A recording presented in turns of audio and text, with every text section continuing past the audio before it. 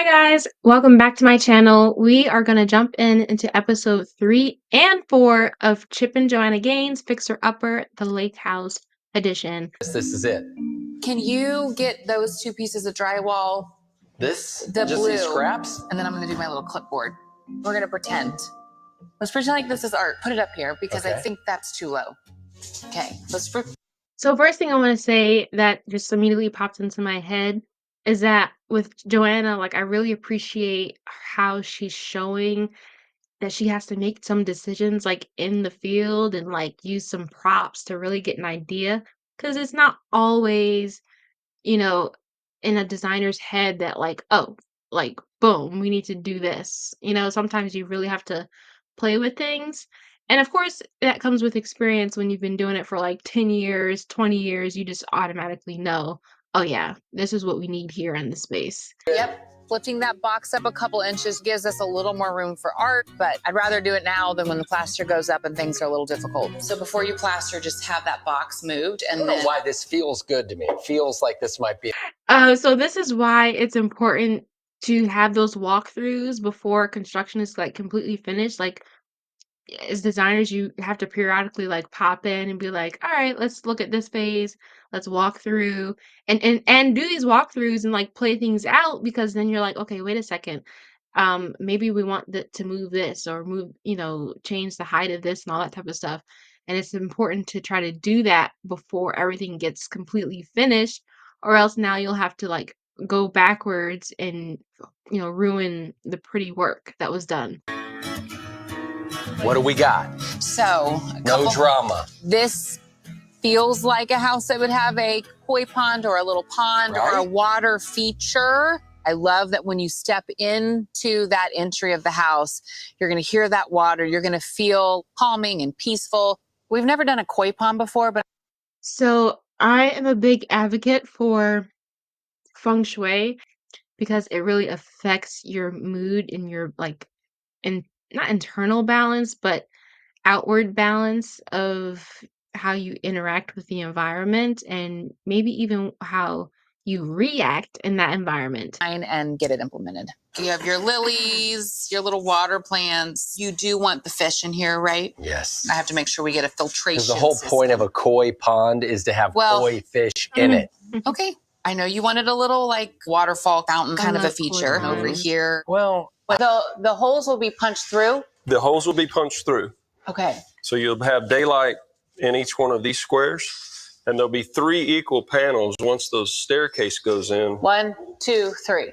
Okay. So before it was just like this regular like drywall kind of pony wall type situation. And so I thought, what's a really cool architectural element that would just make it feel really special? I'm loving that. I like that. I like that. I like that a lot. Yes. Snaps. Snap, snap, snaps. I love that she's using those partitions to separate the upstairs hallway from the downstairs foyer. And what I noticed is that they're gonna have like all of that stuff be cut out. So you're still gonna filter in like light and all that stuff, but it will create a visual barrier, but still filter light. So that's really, really awesome. Like wherever you able to do that, where privacy isn't an issue, then go ahead and do it. That's just really, really cool. And I also like how it's being placed in there. It's not just like being screwed into the floor, and in the ceiling. It's not all one solid panel. It's 3 separate panels, you know, that has like standoffs from the floor and the ceiling, which feels very like Japanese paper dividers, like feels very Japanese to me. I'm sorry, I don't know where my words are today, but yeah, I'm loving that. I can think of anything. And if he doesn't know how to do it, he'll figure it out. We do it like a trestle on the bottom with the shelf. There's that comfort level of just knowing Marvin's got it. And with this kind of mid-century style, I just think this is kind of where his work really shines. It's nice being able to know someone that is a woodworker and like does their job really well and like creates good quality materials and products, because if you're a designer or just a homeowner or like a furniture designer, like you can be able to depend on them and like go to them to build you things and like build that relationship with them that and know that, it's gonna turn out well, and so that's really awesome that they've been doing this for, like, 10 years and stuff, so I'm telling you, there's being a designer is all about relationships, like, in connections, the connections that you have with your client and the connections that you have with your vendors are very and very important because it's not just like a one and done, you know, get my stuff and never talk to you again because you might want to use them again in the future for a different client, for a different project. But guess what? You know what you're getting from that vendor.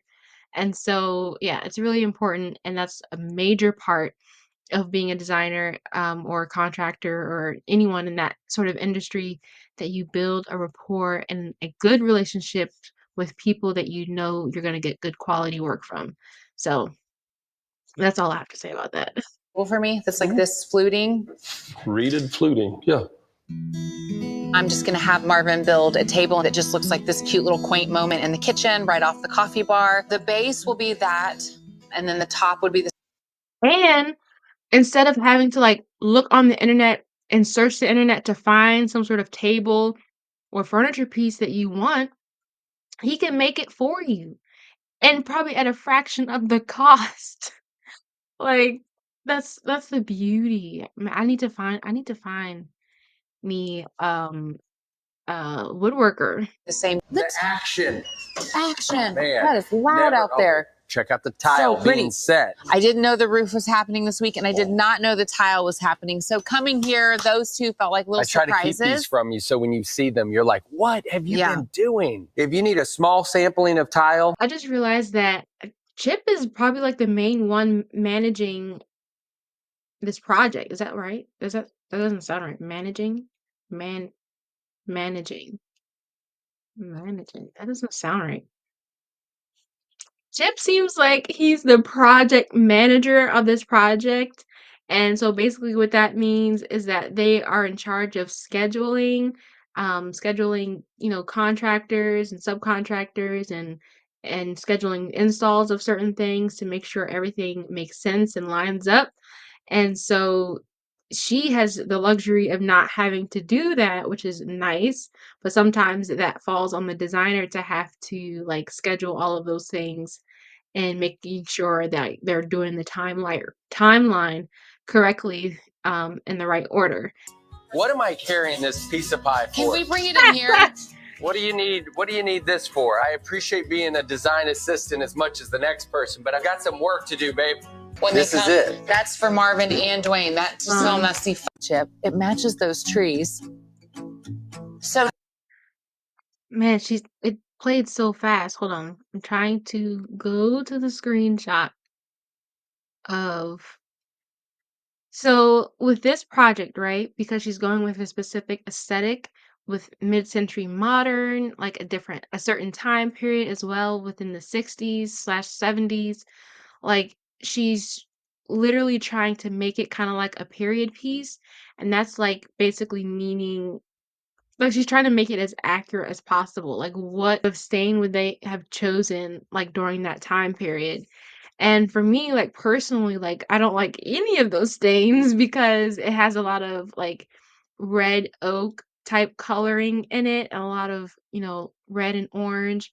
I'm more of kind of not yellow, but like just a very like neutral toned wood person, and that can go either dark, like dark walnut or light oak, but I just like it very like neutral. I don't like a lot of red tones or yellow tones and stuff. So personally for me, I don't like any of those options. But once again, as a designer, when you're creating something to have a certain look at the end of it, you just have to go with it. Like it's not up to my taste, because especially if you're working with a client who, let's say they like red oak, and they want a red oak table or they want a red oak bed frame. Like, that's what you just got to do. You got to work it into the design. Like, how can you incorporate it in the design?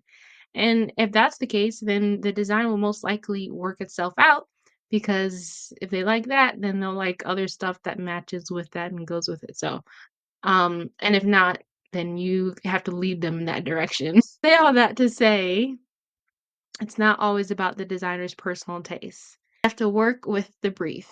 What's the brief? Accomplish that, and you're good.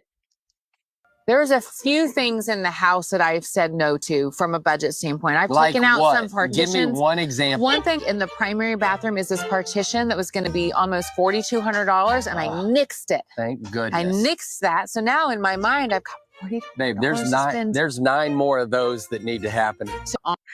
That's so funny that she just I'm sorry. That's just how I respond. That's so funny that she was like, "Okay, I saved money here, and now that means I can allocate it there." And I'm not judging. I'm laughing because that's literally how I think. That's literally how I think as well. Like, I'm like, "Okay, I saved the money here, but that also means I can spend it over there." And, like, in my head, I guess, some people call that, like, girl math or whatever, I don't know. Now that just sounds kinda stupid when I'm saying it, but yeah, it's just interesting. It's funny. I do the same thing. On interior green. This thing is starting to come back to life, and I'm very excited about putting plants in that cutie little building. What I love about this greenhouse is this was one of those buildings.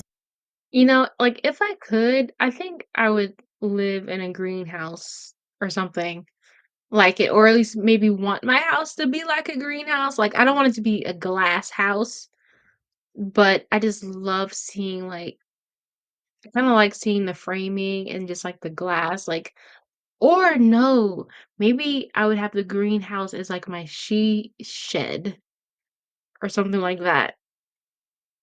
Yeah, or it'd just be a greenhouse, but either way, I like what's happening there. Plants that are hanging. This will just feel like this cute little spot for any plant lover. So I'm excited to fill that thing with plants and get it finished.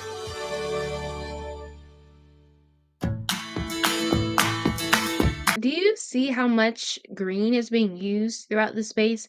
And I also noticed that Joanna likes to use green quite a bit, especially if she's doing something a little bit older in style, like the 1928 hotel that they did. She used a lot of green, and that's because green is just a good color. It's just naturally a good color because it's a natural color. Like, green isn't cool, it's not too warm, it's not too cool, especially, and well, it depends on what kind of green you're getting, but like, it's not depressing, like, and it's not too energetic. It's just like that perfect medium mellow paint color that just works anywhere and everywhere, in my opinion. Like, it's just such a chameleon color, and I just love it. And depending on what type of green that you have, it can be bold, or it can be soft, or it can, be, like the blue green, the yellow green, all that type of stuff. There is a bad green. There is such a thing as a bad green, and that is like neon neon lime yellowy green. Like, it just looks like you don't want poop green. No. Mm-mm. You don't want that. Okay, I'm done. Everywhere I look, I see a piece that I'm like, that's the lake house.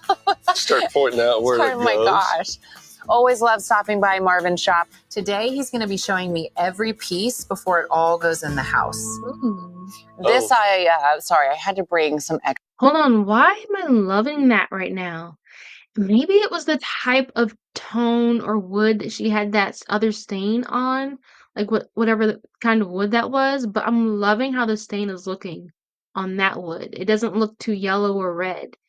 It's definitely on the warmer side, but like, it's not um it's attractive now. I like it. I like it. Pull all the way out. This is for the laundry room This is by for the that door, big which tower. is going to be so functional. Okay, I love it. This Look at that woodwork, man. Look at that woodwork. It looks so good.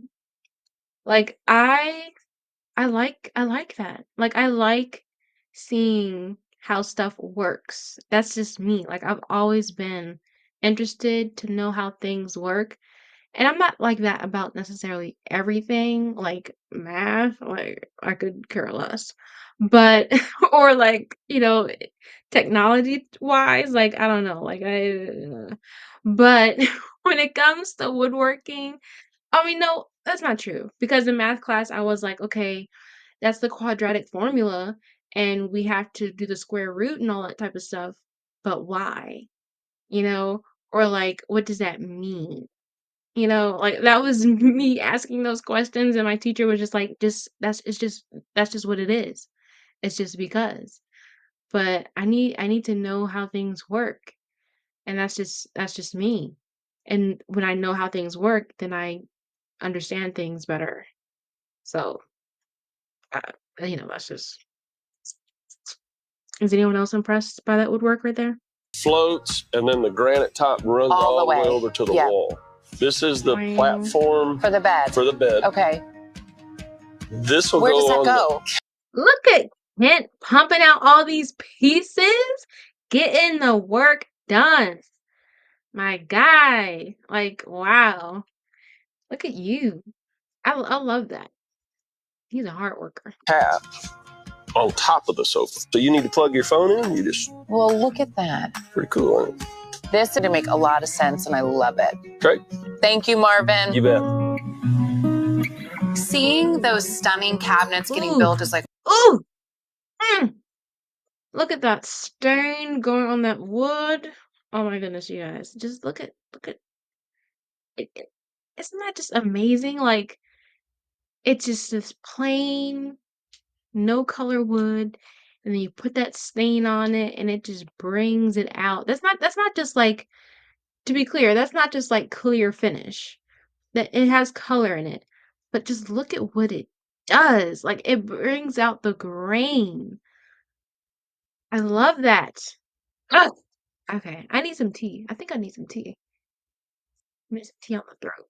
Warm me up a little bit. Because this right now, this iced pineapple Fanta soda is not doing all that good for me. I'll be right back, okay? Y'all, this tea, you guys, this tea is boiling. Like, I don't know if you can see the steam just coming. Yeah, boiling.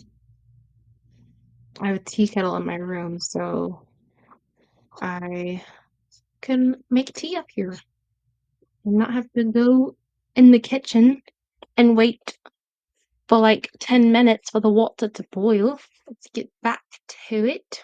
What was I saying before?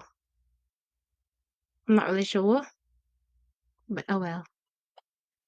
Okay, so that was episode 3. Now we are jumping right into episode 4. there's enough variation in the plaster to where you can tell it's plaster. Sometimes it's so smooth, you might as well just painted your walls cream. So I like that there's a little bit of depth to it. You feel good? I feel good. Okay. That's actually quite interesting. Plaster is definitely, I would say, a bolder choice, a more vintage choice to finish your walls in. Yeah, I mean, a lot of people are doing Venetian plaster, which I'm not really sure like what the total difference is on that, but I'm gonna look it up right now. Venetian, Venetian plaster. Okay. What is the difference between traditional plaster and Venetian plaster finishes? Whilst traditional plaster is usually applied in order to coat, protect, and prepare a wall or ceiling surface prior to decoration, Venetian plaster is used as decorative finish in itself. Oh, okay. Okay. So basically it's just the difference in finish or versus like regular plaster, you are looking for more just the texture, not the finish. So like you got the texture and then maybe paint over top of it. Or let's say like you want that clay look or something. But Venetian plaster, what they already have mixed in it is the color that you want. And then you have the different variations of tone and color and depth. The thing that she's bringing up right now is whether or not I think to keep the copper gutters with the green trim, or I guess to completely replace it or something like that. But, I love a good copper gutter. Like, they look good, they shine, they pop, they make a house pop. It's very unusual, or not unusual, but it's very different. It's unique. And when you see copper gutters, you already know. Um, sorry. You already know. And, copper gutters last longer, they conduct all the things better. It's just better. Don't know what to tell you. Trim. The library on the left has been painted. We decided to just bring that same green, the wooded acres that's on the outside, on the inside of this room. Since there's a ton of natural light, we love the idea of going a little darker and moodier in here. So you see that that's up on the ceilings and the walls. I just wanted to say that for smaller spaces that have a lot of natural light, it's okay to go with like a fully saturated, you know, color. And what I mean by fully saturated is that not only are the walls all painted the same color, but the ceiling is painted the same color too. And so that really creates an environment, a certain mood, vibe, like however you want to describe it. It really, really anchors that space to be like, okay, this is what it is. And so that being a library, especially, that's pretty cool. Because like in a library, you want to feel cozy and like surrounded by like all the books and like, you kind of want darker colors in most libraries. Yeah. Like I said, this room has a lot of natural light, so she doesn't have to be scared about, oh, like, that darker color making the room also dark. And so I can change my mind if I want and just get it back to regular as is. Mm. What I'm seeing is it looks pink. And so now I'm like, okay, as much as I love shiny copper gutters, maybe up against the green trim, it's giving the illusion, if you see. Yeah, I see what she's saying. Wow. That's crazy. That's color theory for you. Color theory. Um, hmm.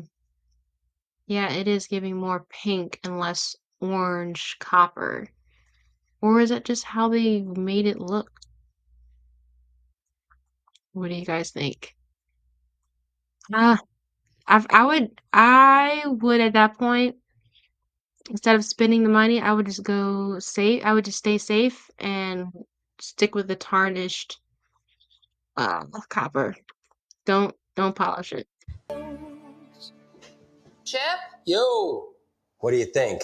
Babe, this is beautiful. You and Morgan crushed it. Wow. Oh my gosh, I love it. So in the primary bathroom, we designed this really cool partition that is going to separate the Hold on, let me. bathroom from the shower and obviously the water closet. And so Chip called me to say it's installed. It is ready. Look at this. I honestly don't really like it. It's giving me like bathroom stall in a public restroom, like, or in a gym or something. Like I just don't like it. It's too many pieces broken up. Maybe it's the green.